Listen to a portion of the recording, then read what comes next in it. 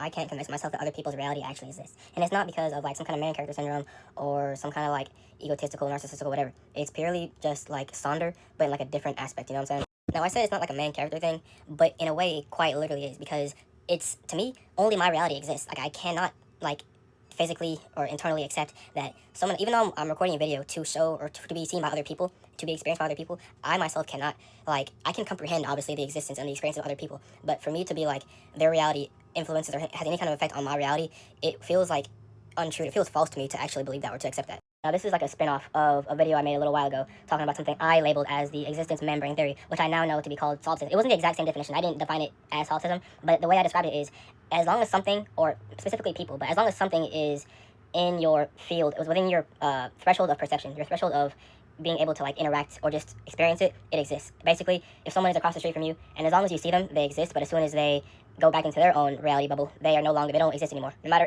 the technology kind of, disrupts that kind of thing, which is again why it's not an actual thing, I guess, because people still exist. But basically, it's, to me, you don't really exist as far as you're not within my grasp of perception. And back to the topic of this video.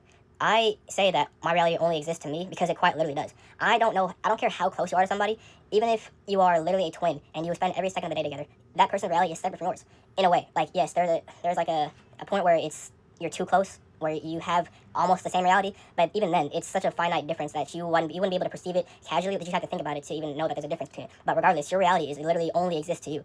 Like, I don't know how, nobody can convince me that they have their own reality, because to me, this is probably just me being an overthinker or too analytical, but like, I don't care how good I know somebody, they can't convince me that they're actually, they have, not that they exist, because like, to me they exist, but they don't experience, they are just a part of my experience, you know what I'm saying? That sounds very egotistical, very narcissistic, and it sounds very like, I don't know, but it's not even like something I'm proud of per se. It's not something I'm necessarily like gloating or like I'm, trying to say that I'm better than somebody. It's just the way I'm thinking of things now. This is actually a brand new thing I started thinking. This is a spin-off of what I said a few months ago about the solipsism thing. But this right now is specifically new to me today.